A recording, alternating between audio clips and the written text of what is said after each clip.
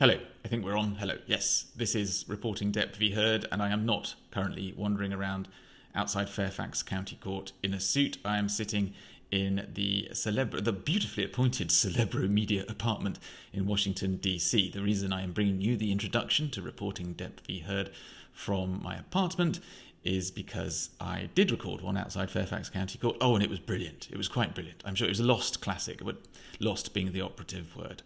I somehow managed to delete it before transferring it to my laptop for editing and uploading. So you've got this introduction instead. You will be pleased to know, I hope, that the park bench interview has survived the transfer process, and I've actually got a really interesting guest. Her name is Dr. Anila Mehti. I've never met her before, but she has been to 5 days of this trial. And the reasons why are quite peculiar. She was due to give evidence, I think, in a medical negligence trial at a different case that was happening at Fairfax County Court. And while she was waiting to go into the witness box, she noticed all the kerfuffle of people coming in and out of Court 5J up on the 5th floor of the court building, and asked the deputy sheriff what was going on. And they said, well, this is the Depp v. Heard trial. And she said, oh, well, how do I get a piece of that? And they said, well, you need to queue up and get a wristband. And because she only lives 15 minutes down the road, she decided that that was what she was going to do. And afterwards, she told me that she was hooked and kept coming back. So I've never actually spoken to her before, never met her, never really noticed her in the queue to get in to the courtroom. But we just happened to be walking out together. So I said, well, would you mind debriefing us on today? And she very graciously agreed. So that is coming very shortly. And then I'll be back at the end to tell you what we can expect tomorrow with a bit more waffle added. See you in a bit. Good afternoon. Welcome to another Park Bench debrief. It is week 4, day 3, or if you're counting day 15 of the Depp v. Heard trial. And I'm delighted that Anila, who has been in court all day, has joined us for a debrief on what's been going on. So we had a day of two halves, didn't we? We had the forensic psychologist, who was hired by Amber Heard's team to say that she was suffering from PTSD and that she didn't have borderline personality disorder and that she doesn't have histrionic personality disorder, and that in her view, her account of being abused by Johnny Depp was entirely credible. So she was cross-examined on all of that. Before we get to the main event, which was Amber Heard's evidence, what did you make of what you heard this morning? Because it was the cross-examination, wasn't it? So she was being challenged. She was. Now, I unfortunately am a little bit biased towards Johnny Depp, but I have been really trying to keep an open mind that maybe some of this abuse did happen. I actually thought Dr. Hughes was a pretty credible witness, which starts making you think that, hey, are some of these allegations actually true? But unfortunately, Dr. Hughes was not actually present there witnessing any of the actual abuse. It's all mainly self-reported by Amber Heard herself and what she's reported to, prior therapists and people in psychology. Yeah, one thing that I thought was interesting about the cross-examination was that they went to the CAPS-5 test, which was a similar test to the one administered by Johnny Depp's forensic psychologist. I don't know whether you were in court for that. Yes. That was Monday last week. And so I think the insinuation, although he never made this direct accusation, but the insinuation was that Dr. Dawn Hughes had already decided, well, in fact, she'd already diagnosed Amber Heard as having PTSD and was getting this gold standard test result the way she wanted it, by omitting certain information or by perhaps being sloppy or preempting it with her own biases. Did you think he landed any blows in that regard?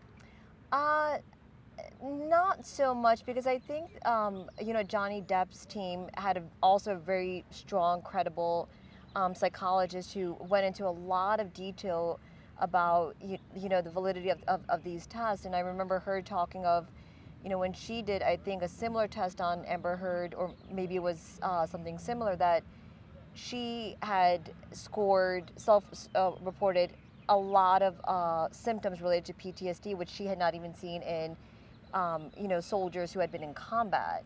So I think the fact that they also had a very credible psychologist who I thought presented the information extremely well, kind of help buff some of that blow that Johnny Depp would have probably felt. I mean, the jury is presumably full of lay people, Yeah. and I can imagine that faced with the testimony and the evidence from both forensic psychologists, it would be almost a natural human thing to say, well, these people cancel each other out.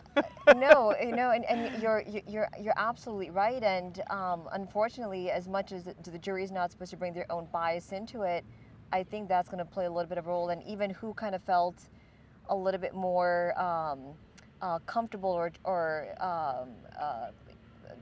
which psychologist they liked a little bit more. Yes, and it comes down to human response Yeah. sometimes, which it shouldn't, but juries are only human in the same Exactly. way that we all are. And I thought they were both incredibly competent. They were clearly well qualified. Yeah. They just happened to come to exactly the opposite conclusions about the same person Exactly. that they evaluated.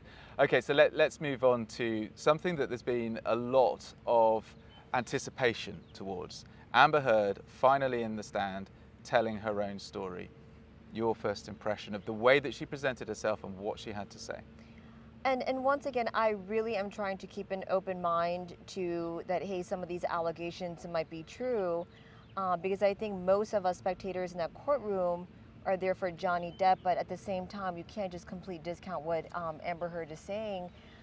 My main impression of Amber was that just her way of presenting the information, it was a little over the top and very exaggerated and emotional responses. And I mean, I wasn't sitting very close, but she was getting choked up at these horrible events that supposedly happened, and I felt that she was really trying to get some tears out. Now, I wasn't sitting close enough to know if anything actually came out, but it just seemed a little bit artificial. So she was a little, in your view, over the top. A little over the top. And she started talking about her career, which is standard conventional actor career, wanted to get out of the small town she was in, started getting parts in movies. Then she met Johnny, fell head over heels in love. What did you make of her tales of the initial abuse when she was laughing because she couldn't quite see what he meant about a tattoo, and she said that he slapped her 3 times? So, and once again, none of us were actually there to know if there was any abuse that happened or not. Do I think there was some abuse that happened? Possibly. But just the level of detail that she went into the story of that she was looking at this dark, dirty spot on the rug. And then when she went and sat in her car, she was just watching, the smoke form on the window from her breath. And just all those little things, along with just her facial expressions, and it just seemed a little bit fabricated or just extra details added. So I feel that maybe there was abuse, but the fact that she's just going a little bit over the top with all these details and facial expressions, I think it's actually taking away from some possible abuse that might have actually happened. Did you happen to see the jury's faces? Were you in a position to see Yeah. their reactions? So how were they reacting to what she's saying? I've learned that you're allowed to do this in America, so I'm now a little bit more relaxed. We can't Yeah. talk about the jury in the UK. Oh, really? Not allowed. Oh, So no. I'm learning to get a bit Yeah. more relaxed about talking about juries, Yeah. and it's a thing over here, isn't it? So you could see the jury's faces. What did you pick up from them as she was telling this initial story? Because that was the gear change, wasn't it? The first time he allegedly hit me. Yeah, no, to be honest, and I've been coming for a few days, and I feel like the jury has had a poker face all throughout. I'm glad you said that, because Yeah. I don't know whether I'm just not very good at reading them, but I was thinking they are They are. very, very poker faced, Yeah, aren't they? well, the 3 of them have masks on, so you really can't tell. But everybody else, I've felt like I've got no expressions from them, even when very gory details are being described, such as a bottle into somebody's vagina. I mean, they have zero expression. Okay, so Yeah. so you didn't see them picking up or responding or reacting to anything that she was saying throughout this? Okay. I did feel like they were interacting with her a little bit more, which, unlike Johnny Depp, she, when was answering to the jury. Yes, Yeah. like both the forensic psychologists, whereas Johnny Exactly. Depp didn't do that, did he? Yeah, and I've actually read a study on that witnesses who actually look at the jury actually sometimes have a little bit better outcome or more of a rapport with the jury. And I'm sure her lawyers probably kind of Do you told think she's her. been coached like that? Yeah, no, because I think they probably did, and I don't think it's a bad thing to do, but you definitely see more, her looking around, making eye contact with all the jury, making sure she's answering to them. So there's definitely a little bit more connection, but zero facial expressions from the jury. And much like Johnny Depp's evidence, I keep wanting to call it evidence in chief, direct evidence before you're cross-examined. He was given time to talk. She's been given time to talk. There aren't too many interruptions, so she's able to build a narrative here.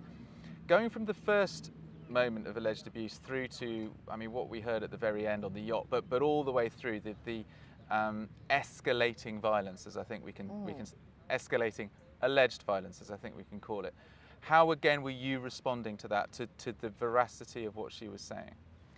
So once again, I really want to believe her. I want to believe that, hey, if somebody made these accusations against somebody else, that they're not fabricated. I think there's some truth in what she's saying, but once again, just the way she's presenting the information, I think it's actually driving down her credibility a little bit. I think if she actually did a little bit less with the facial expressions, with all the emotional recounts of these events that happen, that I think she'd actually be a little bit more credible, because, or if she actually was crying, I'd say she's a little bit more credible. But she just seems like she's really trying to put emotion into those, recollection of those memories. One thing that I keep coming back to, and you have to do this because one of the jobs I'm trying to do is always try and look at it from the other side. I keep thinking, God, if this woman is telling the truth, this must be hell. Yeah, no, and because today was actually the first time that I heard about that much abuse. Throughout the trial, you hear these snippets of abuse, but she's talking about repetitive slapping, and this is the first time that I heard from her about this cavity search. She didn't bring up the bottle that went up into her vagina being tossed around. That's coming tomorrow. Yeah, being tossed around, and being hit in the nose where there's blood coming out of the nose, and she's definitely, and I just cannot fathom that somebody is making up all of those things. I mean, it would kind of be hard to kind of keep track of all of those things if they were just fabricated, keeping track of these lies. So I do think there's some truth in there. It is. I mean, I suppose one of the things that A Day Like Today brings home is just how there was obviously a love story that went horrendously wrong in all of this, and has led to accusations of abuse on both sides. And when you hear that level of pain being described, either she's telling the truth and it's horrendous for her, or she's making all this up and it's horrendous for him. And that's the sort of the sadness, I suppose, at the centre of all this, in a way. And it's sometimes easy to lose sight of that. But this today, I think, brought it home. No, it did, and I mean, I do think some abuse happened. I mean, I just cannot, fathom somebody making up that many stories. Yeah, I mean, the problem is, and it goes back to what Wayne Dennison was saying to the forensic psychologist this morning, you weren't there, you don't know. We weren't there, we don't know. No one will ever know, apart from the couple at the centre of it. Before we finish, tell me how your adventure to court has been going over the last 3 or 4 weeks. This is your 5th day, did you say? 5th day, yes. Okay, and you've seen the queue at varying lengths over the course of the trial. How's it been? Oh my, the queue is definitely getting much longer. So I'm lucky that I live 10 minutes down the road from here. That is good. So I don't have to drive very far, but the lines are definitely getting much longer. You have to. I've been getting here. First week I got here at 6:15. I was spot number 51. Those days are long gone. Oh God, no, yeah, that won't be happening now. No, I think minimum 4 a.m. Tomorrow I'm going to try to get here between 3 and 3:30 to try to get a spot to be able to get in. I don't care to be top 20 people in. I just want to be top 100 to be able to get in. Yeah. I'm thinking of doing the same. It's just, it depends what time I get to bed tonight. So maybe we'll finish the interview now, so I can actually get back and get some sleep, and hopefully maybe see you in the queue at 3:30 tomorrow morning. Exactly. Anila, thank you so much for joining me on the Park Bench debrief interview on week 4, day 3. Yeah. We'll have more Amber Heard again tomorrow, and more allegations, revelations. Well, lots to talk about, no doubt. And tomorrow, actually, it's worth pointing out, is the last day before there's a big hiatus, isn't there? The judge has got a conference which he always had to attend. So when the trial was lengthened from 4 weeks to 6 weeks, she said, well, I've got to go to this conference, so there's going to be a break. and then there's going to be another 2 weeks before we wrap up. But yeah, so it could be a big day. It could be lots of people turning up tomorrow because they want to go, right, last day, Exactly. Amber Heard on the stand, and then we can all go and sleep for a week. Yes. Well, not me. I got 2 kids always keeping me up. Oh, well, that's Yes. yeah, that's always fun. That is actually one advantage of leaving my family in the UK. I could go back to a quiet apartment, and when my actually work is sleep. done, I'm done. Yeah. Anila, thank you so much Of for course. coming on. Of Appreciate course. it. Awesome. What a stroke of luck to bump into Anila and get her perspective on things. We don't have a remote park bench interview for you, so it's clocking off time for me. Can you see that little gazebo in the distance? That's the Law and Crime Network. That's where they do their live broadcasts from. You can also watch the live feed of the trial on the Law and Crime Network, or catch up with these podcasts and YouTube updates whenever you want by subscribing and liking to this particular episode. You will then be clocked on for the duration of the trial. As I said, we've only got one more day before there's a 10-day hiatus. I am girding my loins to turn up at a very early time tomorrow morning, if I can get my work done early enough tonight, to be there in person to see Amber Heard giving her second day and first full day of evidence. Thank you very much for being with us thus far. If you want to support my work financially, you can go to the Reporting Depp v Heard website. I do a daily newsletter after court finishes, and for a small donation I can sign you up to the newsletter. All you have to do is go to reportingdeppvheard.net/newsletter, and for a one-time only donation you will be fixed up for the remainder of the trial. After the hiatus we've got 2 more weeks, and then the jury will be asked to make their decision, and as things stand we're expecting a decision early in June. Just one more thing to say before I go. Very happy 17th birthday to my daughter Amy. I'm really sorry that I can't be with you, darling, back in the UK. Given that I missed your 16th as well, I promise I'll be there for the 18th, and I'll bring you a nice present back from the United States. Bye bye.